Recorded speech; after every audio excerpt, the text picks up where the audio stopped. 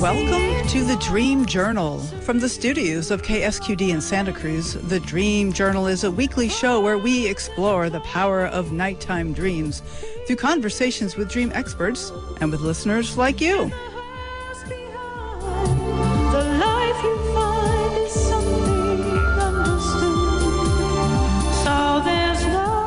A dream can be meaningful, even if you don't know what it means.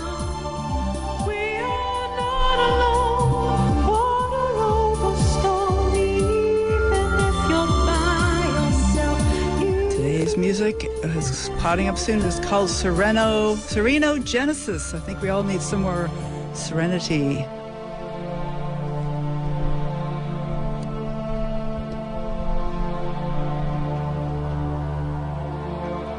Have you ever wondered if some of your current issues might be rooted in your genes? Using systemic constellation work and DNA testing to understand ancient familial patterns, our guest, Judy Wilkins-Smith, explains how to plumb your ancestral past to transform your present life. I'm your host, Catherine Bell of Experiential Dreamwork, and welcome to the Dream Journal. Judy Wilkins-Smith is a world-renowned family patterns, systemic work, and constellations expert. She is an author, a motivational speaker, and founder of System Dynamics for individuals and organizations. You can find her at her webpage, Judy Wilkins, WILKINS -Smith.com. And Judy has two books. She has one called Decoding Your Emotional Blueprint, a powerful guide to transformation through disentangling multi-generational patterns. And then her brand new book called The Hidden Power in Your DNA, How to Use Genealogy to Explore Ancestral Patterns and Transform Your Life. Okay, Judy, hello. Hi, Catherine. Can you hear me? Yes, absolutely. So good to have you on the show. Yes. It's great to be with you. So your new book is called The Hidden Power in Your DNA, and I've just been perusing that book, and it is a fascinating dive into how our past can affect our present and, most importantly, what to do about it. Yeah, it's kind of genealogy 1.0, genealogy 2.0, and then genealogy 3.0. Oh, so let's say some more. So this has to do with DNA in particular, like the genomic testing that we do. You spit into a tube and see where your ancestors came from, right? This is also combined with constellation family systems work, right? So yes, it is. Yes, it is. It's also emotional DNA. So what most people know is that they inherit their physical DNA. But very few people know that they also inherit their emotional DNA, your patterns of thoughts, feelings, actions, reactions, and that those emotional DNA pieces actually have a really big effect on who you are, why you are the way you are, and who you can become when you choose. Mm-hmm. Mm. Okay. Yeah. So now we all know that genetics determines a lot about, the way we look and sort of the patterns of our systems. Like it's well-known, families often have very similar gestures and ways of moving in the world. But you're talking about way more than that, right? Absolutely. So your emotional DNA governs just about anything in the world. The way your relationships are, why you can and can't, will or won't have money, careers, leadership, the ways you raise your children, all of that connects into your emotional DNA that you inherit. Okay. And that this can be both something that can cause us to be stuck and block our potential, but also one thing I really loved about what I was reading in your book is that you talk a lot about the positive things that we inherit from our family systems, like the resilience and the ability to overcome hardships, and that there are both things about way we're stuck and about the way that we are strong. Absolutely. I think the thing about to really be aware of in terms of how you are stuck is that you're stuck because that same pattern has cycled down to you. Mm-hmm. But when you look at that pattern, it's actually the door to what you want.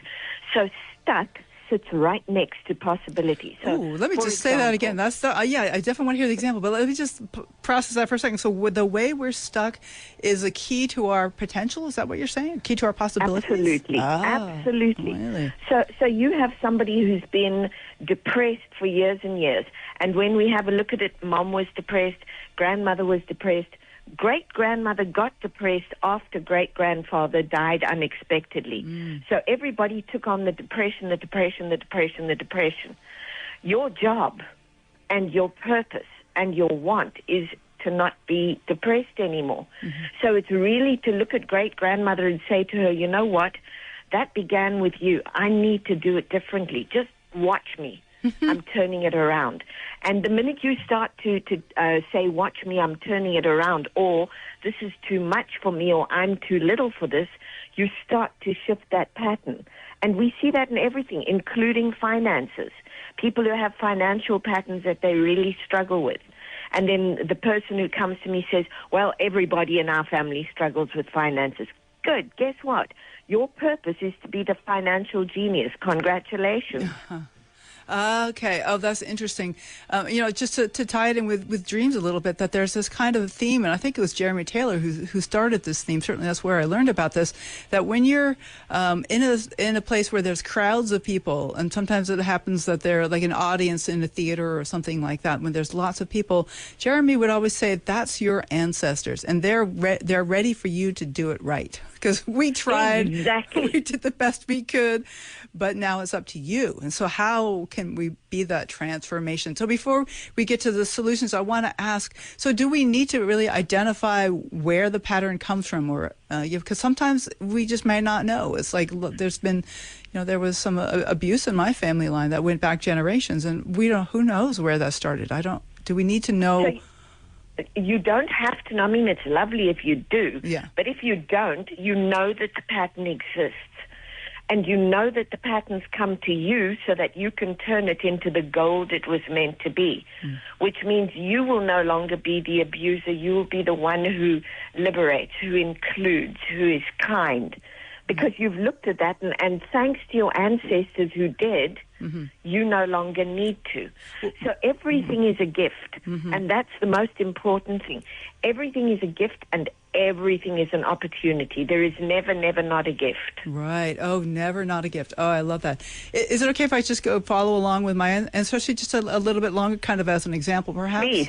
Yeah. Please. So the idea that there's abuse in my family. My mother's father was very abusive in all ways with his children and his wife, but my mother stopped that pattern, and she did not abuse us. But there always was an incredible amount of tension, especially around discipline, where things needed to be corrected, where the kids needed to change. And so I didn't understand what all this tension was about until I got older. But she stopped. She stopped that. Stopped. Yes. She stopped, but she still had, look at how we love our family. She stopped the abuse. Isn't that amazing? But she had the unconscious loyalty to her father, and so she kept the discipline. Right. Well, and it's true. And when I went to raise my own son, I found a lot of intensity, too, and just the urge to be violent, really. I mean, just this intensity was really a lot. And I just kept telling myself, this is not you, this is coming through you, and you can stop it. And I was not a perfect parent, but I feel like that my mother and me have gone a long way to healing this. And my siblings, too, are kind with their children. Yeah. Mm-hmm. And so it's not necessarily the tendency to be violent. I think the one thing that we also have to realize is if you go back, even in this generation and then back one or two, it was spare the rod and spoil the child. That was what was said. True. And so that was what was followed. And we've got to be very careful not to demonize the past. Don't forget that past was a solution for something. So perhaps it was, if the children weren't disciplined, they could be in danger. So you taught them, you do not do this, you do this. You must not do that. And it seems harsh, but it kept people safe. Right. Now that there's more safety, it's okay to let that down just a little bit. But what tends to happen is now we have a generation that's gone exactly the opposite and said, do what you want. And the kids go wild and they have no boundaries and they have no sense of, hey, what you're doing may not be the best for everybody. It's just do what you want to do. And so we've still got to find our way back to the middle, which is here are things that are good to do. Right. Here are things that are not good to do. You're welcome to go and try, but we don't need the super intensity either way, because one is no better than the other. Right. Okay. This is really helpful for me. This is like I'm getting some ahas about this. And so let's talk a little bit about your genealogy 1.0, 2.0, and then 3.0. So I have never done a saliva testing. I think some of my siblings have, but I don't, we have the family stories, but I don't really know what the genetics is. And what is the benefit of actually doing the testing and finding out the history of the family lineage? Yeah, so there's a lot of benefit to that. What it does is it tells you where you came from. In other words, which region. What are your genes from which region? Mm-hmm. And when you know that, you're also going to understand even more, for example, about you with the violence in the family. Yeah. Were there violent wars? Mm-hmm. Were you part of the pogroms? Mm-hmm. Was your family, were there refugees? What went on that was violent? Right. And what is not being seen or discussed? Because we know that anything that you exclude creates a pattern that expands and repeats. And that's really important. Mm-hmm. So when you do those saliva tests, it means that you get to go and see where I came from and what lived in my system.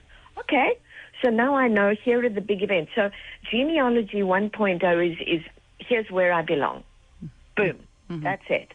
That's your normal, traditional genealogy. I have a quick question about that genealogy 1.0. This is something I've wondered, because we have multiple heritage. Like, my two parents came from different parts of the country, and their four parents came from different places. So we're really the funneling together of really diverse genetic, and so the testing gives us some information, but there can be multiple pathways that come through that heritage class, absolutely, right? Okay. Absolutely. And it's going to be what you choose to take on, and that's important too.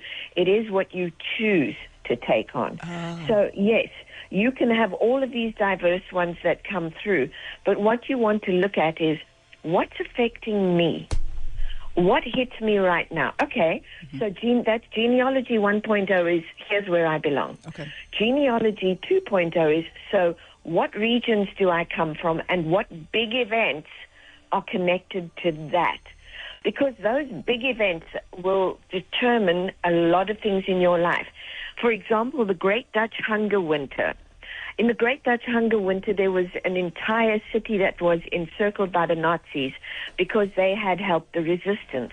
And so for about 3 or 4 months, they weren't allowed water, they weren't given food, they had to exist on what they had. And what happened after that was, because they were an intact group, they were studied.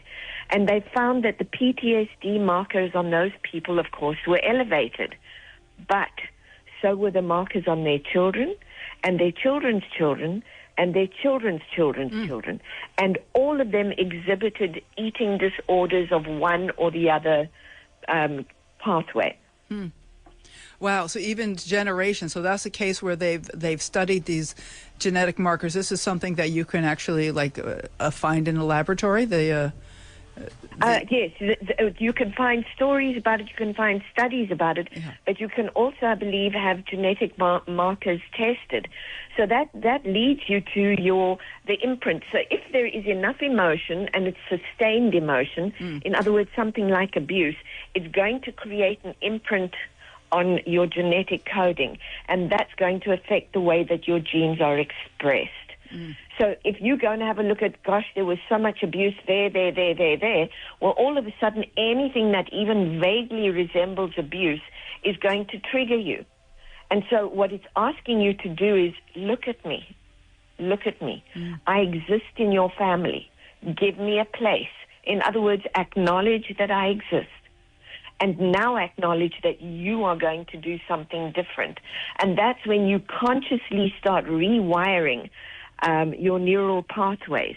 And when you start rewiring those neural pathways, and you do it with what we call elevated emotions, so joy, excitement, enthusiasm, appetite, love, gratitude, now you completely change the wiring and the genetic expression yet again. So, but this time you do it in a way that allows people to switch on creative brain instead of reactive brain. So we have something completely different happening. Okay. All right. So is this now starting to move into the genealogy 3.0, where you can actually recover some of that resilience, or? Absolutely. Yeah. So genealogy 3.0 is good. I know where I came from. I know what exists in my family. How does that affect me, and what do I do with it? And it's actually a lot simpler and a lot more complex than it sounds.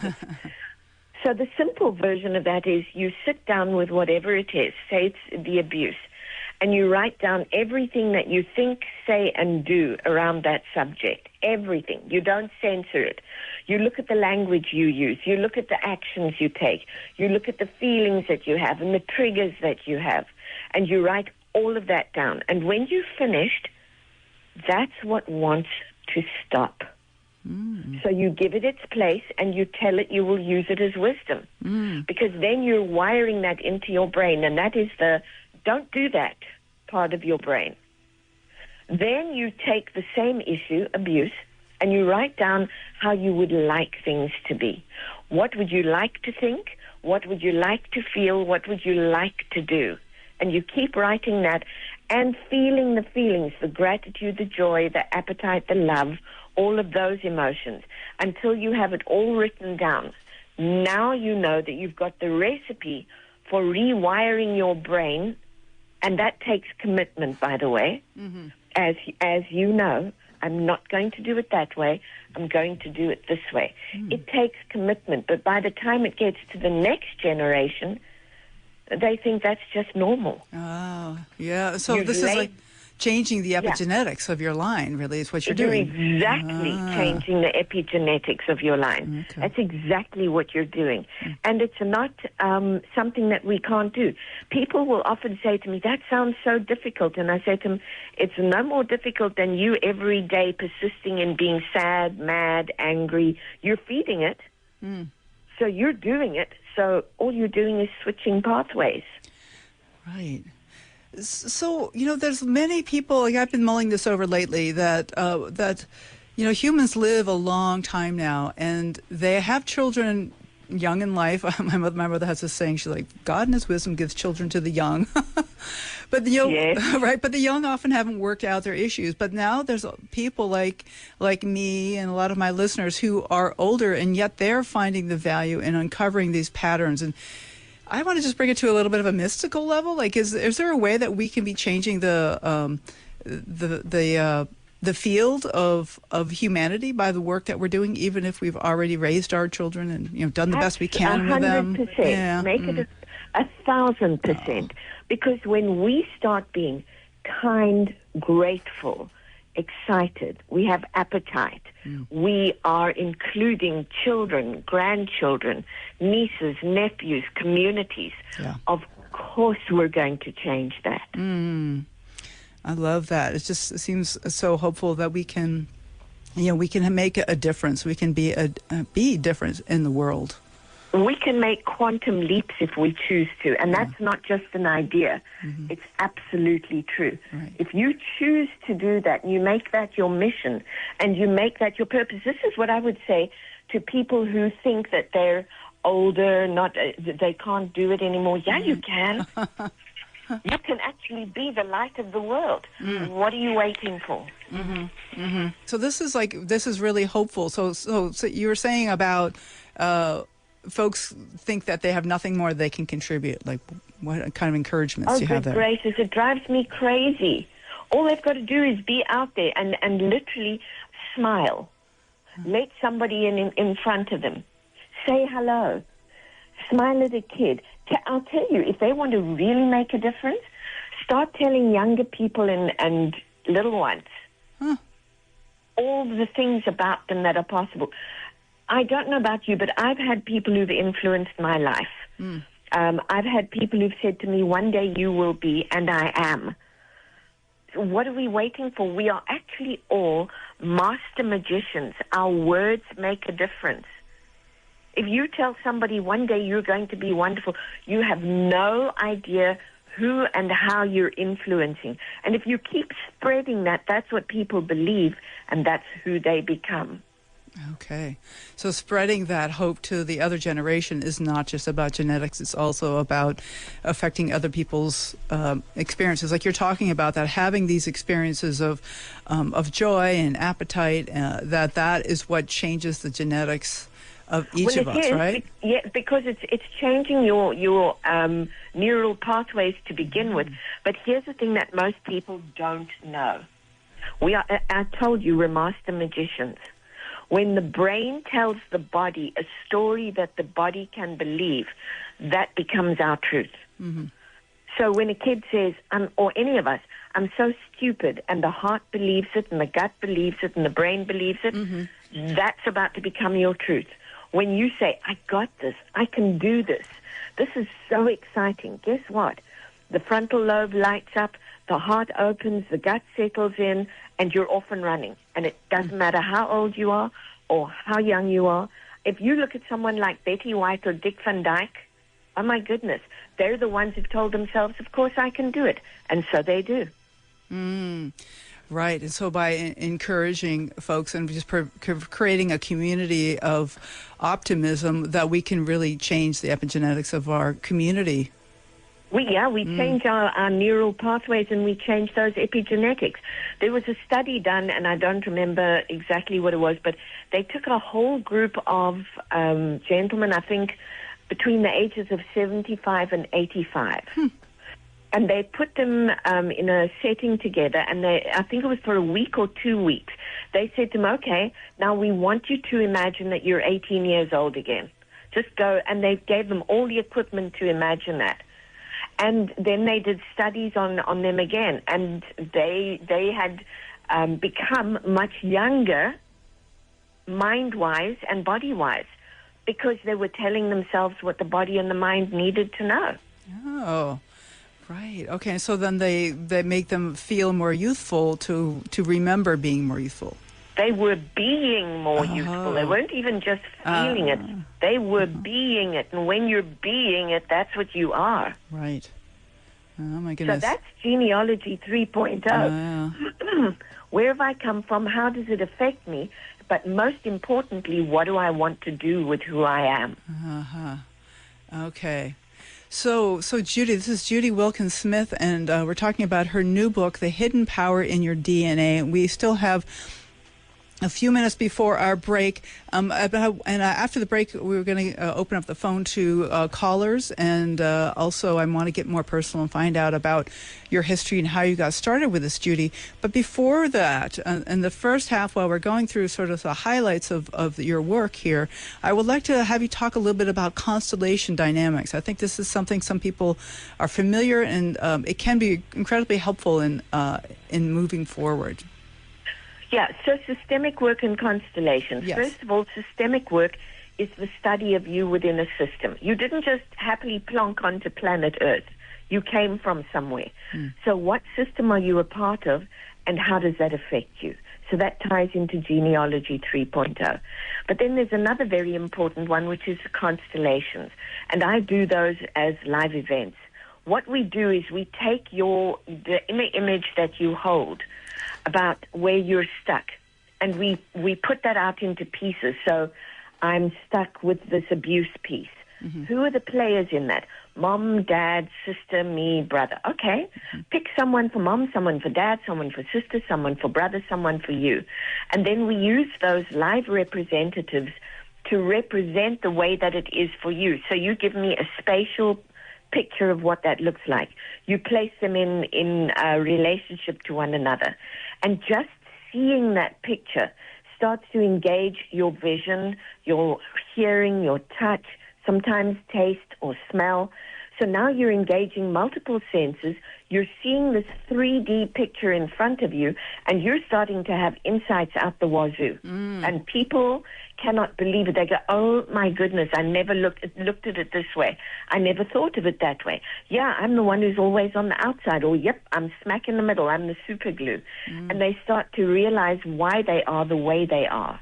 And so when they come to me with money issues or relationship issues or family issues, we do 3D representations. It's not psychodrama. It's literally having a look. But here's the magical piece. We are very able to sense into each other's systems. If you look at something like America's Got Talent or American Idol or one of those, and you watch somebody and they suddenly hit their stride and you get goosebumps, you just sensed into their system. And so by using this 3D picture, people can sense into each other's systems. And they start to ask questions or move away. And you'll see that people will go, oh, my goodness, that's exactly what my father would do. Or, oh, my goodness, that's my sister standing over there. I can see it. And so the insights keep coming.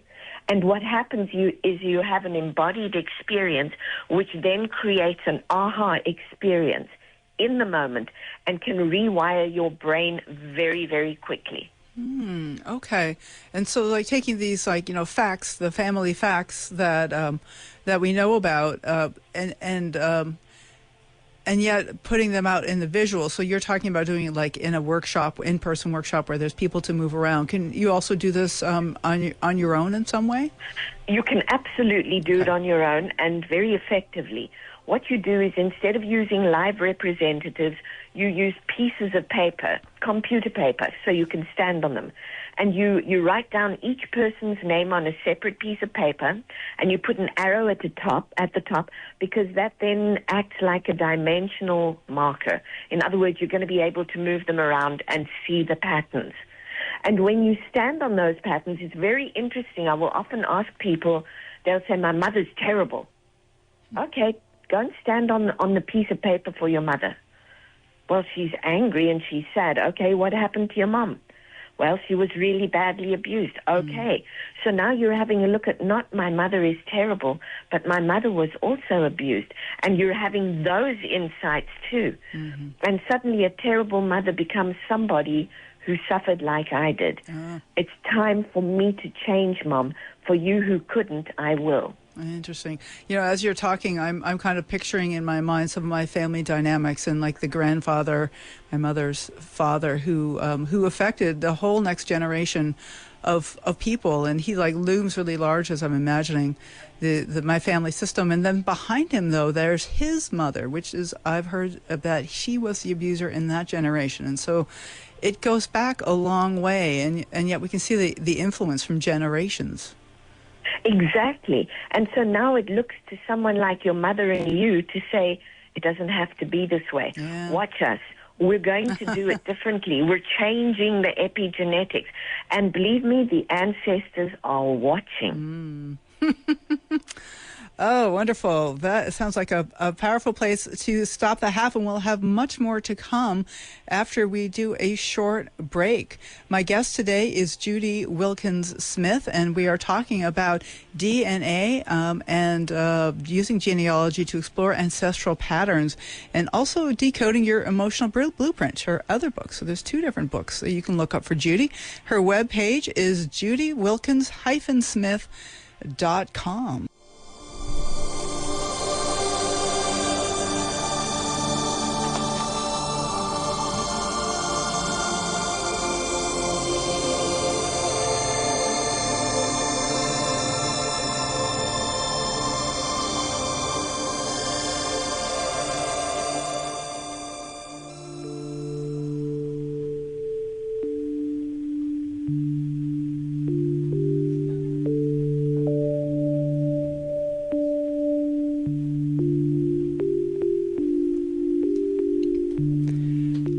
Okay, welcome back. You are listening to The Dream Journal. I want to welcome our far-flung listeners. We have our local folks listening in, Santa Cruz, Aptos, Hollister. We also have Hayward, California, Seattle, Washington. Welcome to Northville, Michigan, Ashburn, Virginia, and Emmaus, Pennsylvania. So glad to have you on the show and just listening in. I really appreciate the listeners from all over. If you would like to help nudging the algorithm to help spread interest in dreaming, please follow the Dream Journal on your favorite podcast app.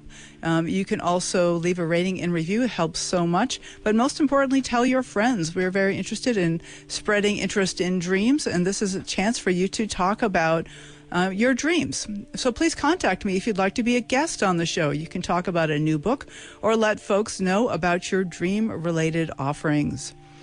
You can follow the Dream Journal on Facebook and Instagram to find out about upcoming shows and pod drops by following hashtag the Dream Journal and at Experiential Dreamwork.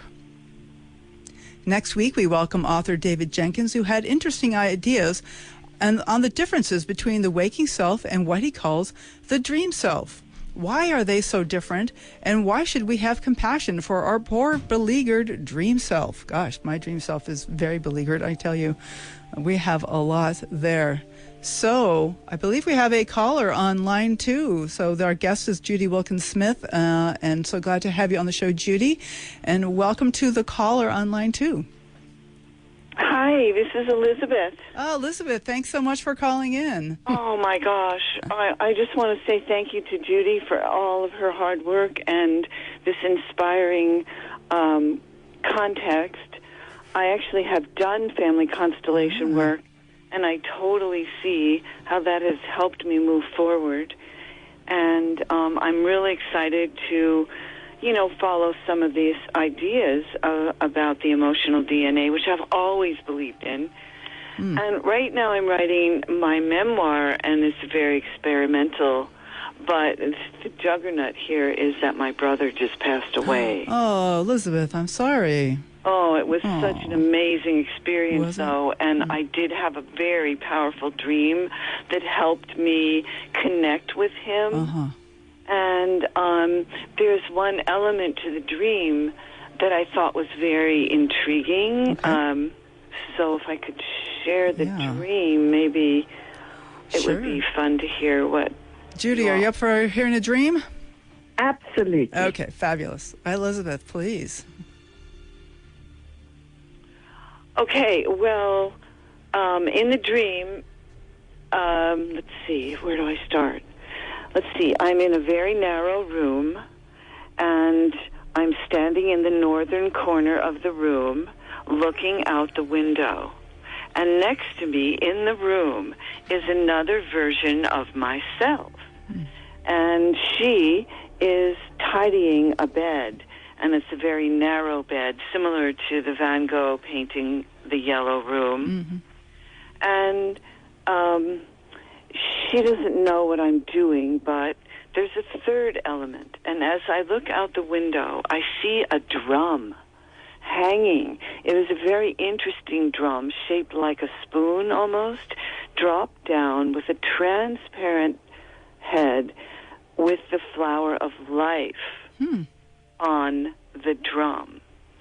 And so as I'm looking at it, it begins to play itself. And I wake up. I'm aware, oh my gosh, well, and I'm able to recall all of the elements, but it's one of those top-tier dreams where so much attention is on the drumming, the drum, I guess, the sound of it. And, of course, I don't know, people realize in shamanic work, the drum is the heart. Yeah, okay. And the heartbeat. And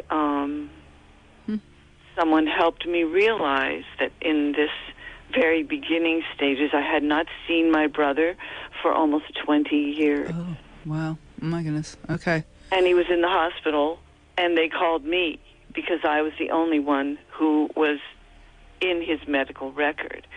And so I was called to his bedside. But there was a message in the dream, and I thought it would be really cool to share it with you. Yeah, beautiful. I mean, so the whole thing, narrow bread and the drum, and thinking of your brother. I mean, in the hospital, like talk about a narrow bed. I mean, the hospital beds, right? Right, and you hadn't seen him in so long. But here's this drum that's playing itself. What is it like to hear this drum and kind of maybe feel it resonating in your chest as you associate it with the heart?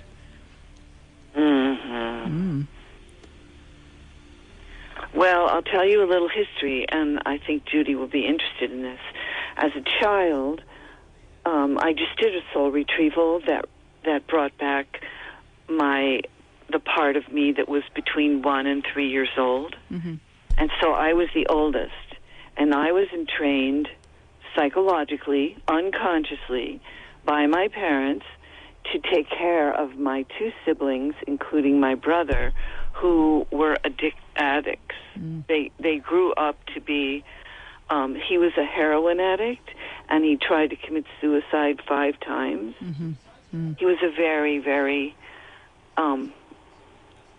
compromised individual. And the whole family judged and defiled him, and, But it was my job all those years, and I didn't know. I just took care of him. Right. I just took care of him. And then in 2019, after his last attempt at suicide, he dropped the relationship because he was found by someone, and then they put him in an adult care home, and apparently he thrived in that setting.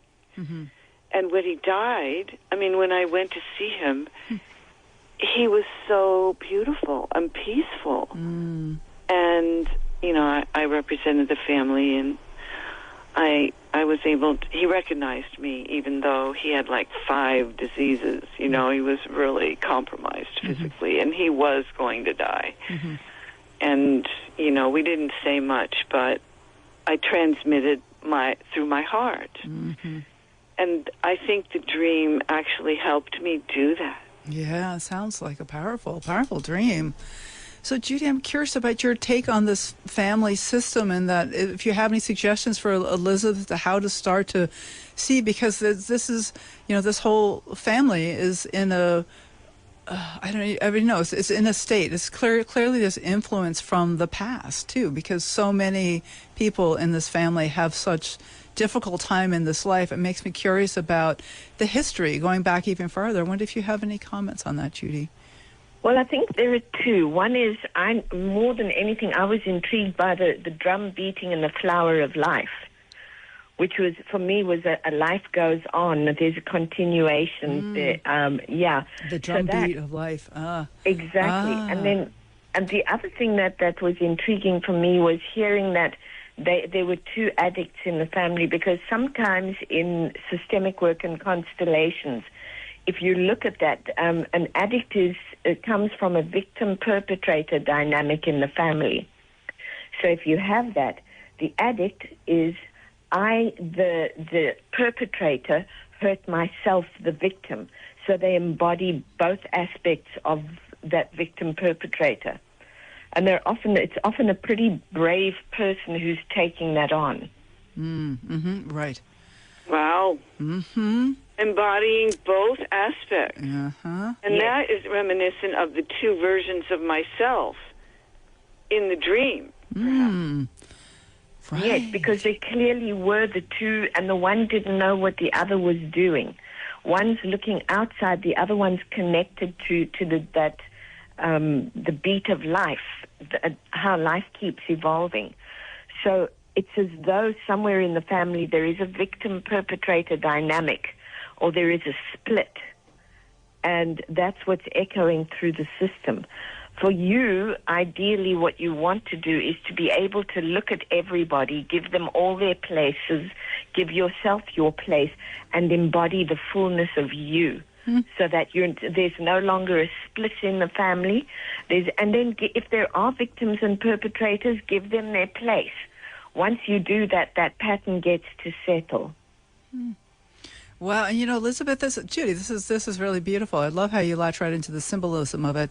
And Elizabeth, I think there's something really courageous about what you're doing here, and by writing your memoir, like that feels to me a very powerful way of reframing who you are and claiming yourself in this system. And it seems like it's just an amazing opportunity that you've set for yourself to totally reframe your epigenetic system. Oh, I so agree. Thank you so much. I miss sharing some of that with you, but yeah, but it is going forward. Good. And gosh, I think I should talk a little bit about those experiences that you mentioned, Judy. Now I have maybe a little more courage and also some format to at least refer to those, victim-perpetrator dynamics. Right. Yeah, and also the language. You want to pay particular attention when you are writing down your thoughts, feelings, and actions around family and around how you felt entrained. It's actually entrained is one word, but I would use something different. I was wondering which word to use there because it does confuse people. Yeah. So what I would say is that you were actually in a systemic trance. In other words, the language that comes through is systemic language. You'll hear it in mottos. You'll hear it in family sayings. Don't be greedy. Money doesn't grow on trees. Oh, yeah. Good girls keep quiet. Oof. All of those kinds of things. That is systemic language. It's actually telling you what lives in your family system. It's giving you the clues that you need. Because when you can listen to the clues that you need, you can then decide what you choose. I think I actually did that. I ran away from home when I was 19 with one suitcase. I mean, I really didn't want to hear any of that anymore, but of course it was in me, so it's taken all this beautiful time. I didn't have children. I just couldn't imagine doing that to them, And yet, hopefully you heard what we talked about earlier, that you still have a contribution to your community and that there's so much that you can give, and that by doing this work on yourself, that you are really blessing your community and your family, your ancestors. Oh, absolutely. And thank you. I did hear that, and I would love to read more about Judy's, work to deepen my experience. I did recently do ancestral work with this woman, ancestral healing work. And so I am in touch with some of them. And even on the way back from the hospital, my grandfather came to me, the one who is probably most influential in the line in that there was a suicide. Yeah, okay. Oh, my goodness. And he came to me. I mean, it was like he just went right into my third eye. There was an image of him, kind of speaking, and then I felt these wings around my shoulders. Oh, wow. Talk about a mystical experience. I mean, they were glad that I went to him, that I went to my brother and transmitted so much love. Oh, so, Elizabeth, thank you. This has been amazing. Thank you so much for sharing this. I love these connections you're making. Maybe you and I should chat a little bit. We know each other a little bit through the writing courses. That would always be my joy. Good. I would also suggest, if I may, yes, that on my website there are 2 constellations meditations. Perfect. One is the meditation of the father, and the other one is the meditation of the mother. And it'll take you through a constellation using guided meditation and get you to be able to change some of those patterns. I love that. I'll make some links to that on the episode page. Thank you for sharing that resource, Judy. Yeah, so they lost all their money when my great-grandfather killed himself, and I am carrying that pattern of, living on disability and having all these physical things going on, and I sure would like to change that pattern. Right. It's pretty scary. So absolutely. Thank you for that, Judy. I'm going to, bow out because I know we are talking a lot. No, glad to have you here, but we do have another dreamer who I would like to switch to. I'm so glad you called, Elizabeth, and thanks for being a listener, and I'm glad you called. Thank you. All right. Bye. Take care. Bye. You're welcome. Yeah. Judy, that was lovely. So we have another share here in the studio. This is Steve Pop from the In the Garden Show. Glad to have you on the show, Steve. Thank you. Good to be back. And I'll try to make this brief, but one of the things that I have in my dreaming experience are these dreams that I call power dreams, and they're the ones that seem to be the most intense, emotionally, tactily. visually, and there's no effort at all in remembering these. But this one particular dream has become a recurring dream. And the first time I had this dream was many, many years ago, actually in the 1980s, living up in the Sierras.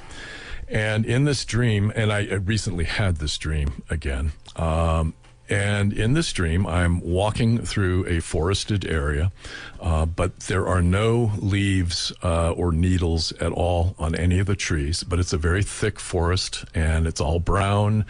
I suspect it's wintertime because it's cold and gray.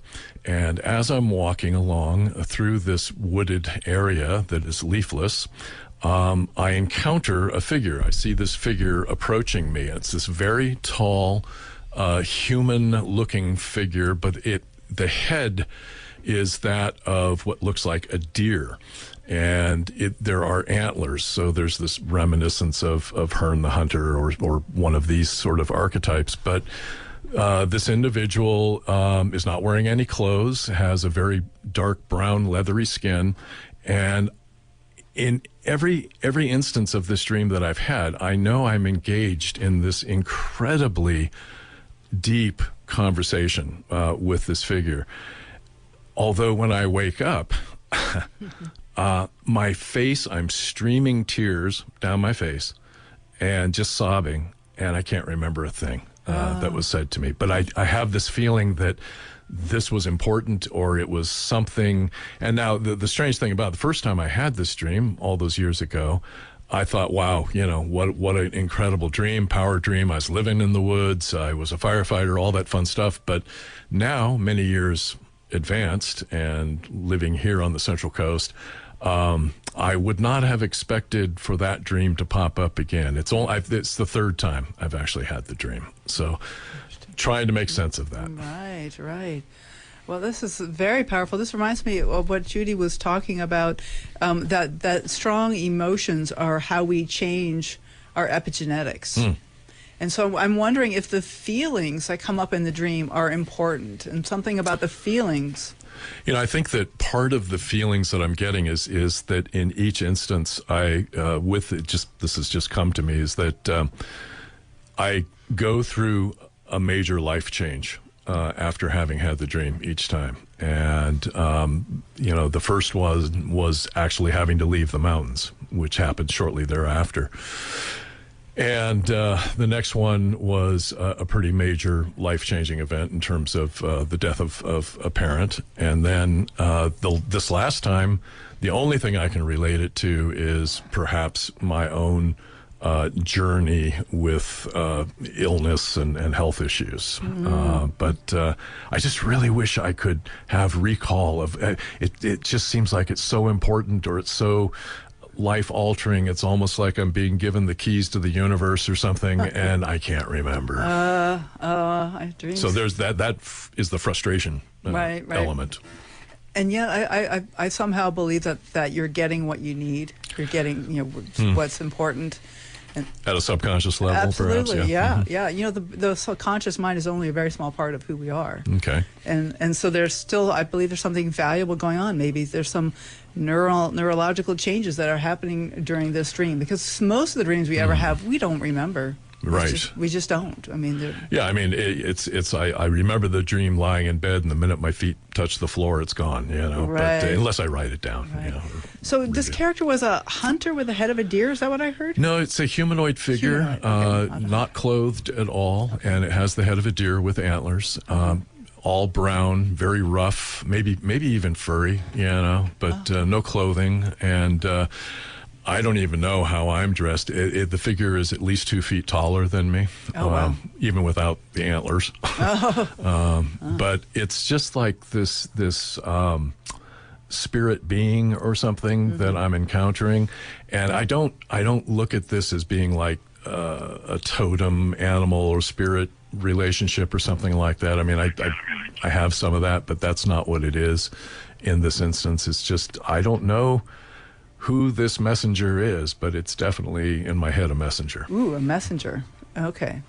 with a message for me, which I'm not getting consciously. Well, maybe not verbally. Yeah, not verbally. Although it's a verbal engagement, but why am I sobbing? Right. And it's not a sadness sobbing. It's almost a happiness type thing. It's just overwhelmed, relief with emotion. Okay. Yeah. Wow. Judy, do you have any thoughts about this dream or any? Oh yeah, I have thoughts about this. Oh, is it amazing? Good. Yeah. Okay, so when I listen to you and there are no needles and there are no leaves, and you're walking in and you see this being with the antler for me, and the forest you're walking into sounds very much like you're walking into your genealogy, and you're walking into the field of your ancestors. The antlers would be those different branches. And yes, there would be profound messages that come from that. So I wonder, when you're about to have a major transformation or a major shift, what the ancestors are trying to tell you that you're getting and then forgetting. And will they keep trying to tell me until I get it? Well, they will keep trying if you will meet them. I will. I'm open so to what it. you want to do is invite yourself. I would do what I say to people is go spit in a bottle. See which area you come from. See what the big events are and see how those tie into where you are, and also see what your system is asking you to become. Because you are the hope right now. So what is it that's a great purpose for you that it's asking you to become? What could they not do that you can? Well, I do know my ancestry. I have done the bottle, and it's heavy on the Celtic side, but some Germanic and Irish, Scot, and Welsh, and my maternal side's been in the country both sides actually, going back at least 5 generations, early 1800s, and even before that on my father's side actually, came over in 1623 or something, settling in Salem area. But so no, I'm very curious about the DNA and genetic connection here and the ancestry bit. I feel like a mixed bag most of the time ancestrally. I'm not necessarily adhering to. I call myself a Celt. That's about as definitive as I'll get. I think of the phrase Euro mutt sometimes. Yeah. And with the Celtics, of course, there is a lot of mystery and a lot of deepening. And what you're describing when you say you wake up with tears streaming is often the connection to the oneness. In other words, the entire system. Yeah. And it's telling you you're connected, and it's telling you how. And your whole spirit remembers it until you wake up. Yeah, that is an emotion that I do think I feel in that regard. And I do believe in the interconnectedness of everything. And, nothing is independently arisen. We're all dependently arisen. Beautiful. And so, yes, and so why does it keep coming to you, and what is it asking you to do? Because it's asking you to do something. Well, I'm honestly concerned that just it's a forebearer of some new phase in my life or an event of some sort, and I'm not going to be frightened of it in that regard. I just would like to. It feels like I'm getting a message like, "Here's your heads up." And if it's heads up, I would say as well, you are perfectly entitled to make choices. You can ask for can I have a happy heads up, please? Oh, all right. Okay. Well, I like that. Thank you very much. Thank you. I appreciate your insights. Oh my gosh. Thank you, Steve. I'm so glad that you shared that powerful image. My pleasure. But I would say you're walking into your ancestry. Pretty sure that's what you're doing. Wow. Yeah, I've heard people talk about trees as being like relating to the family tree and the history where it comes from. Steve, and thank you. The antlers, the branches of those antlers. Oh, the antlers, exactly. Branches of the family, yeah. So, Judy, thank you so much. This has been an amazing show, and I love how you've been able to dive right into this world of dreams, which is so different, and yet you resonate no problem at all with here.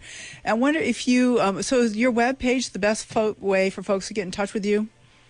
Yeah, it really is. Web page is the best way to get in touch with me. And, of course, there's information in my books that will allow people to get in touch with me. Okay, and that's Judy Wilkins-Smith.com, and there will be links on the episode page. Do you have any really brief just encouragements for listeners before we say goodbye, Judy?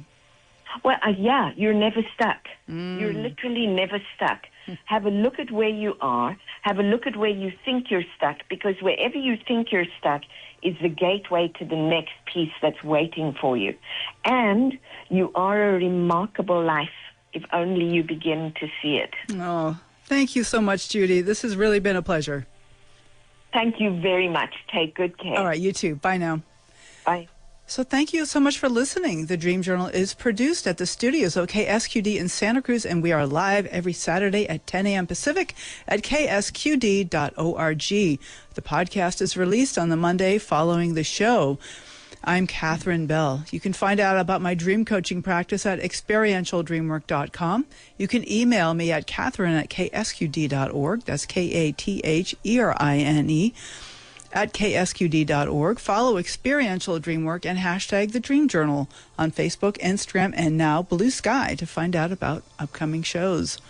I'd like to thank today's guest engineer, Eric Nelson, and phones were by Steve Pop. Audio editing is by Suki Wessling, and intro and outro pieces are both by Mood Science. Tomorrow morning when you wake up, take a minute to write down your dream and bring it to the next Dream Journal.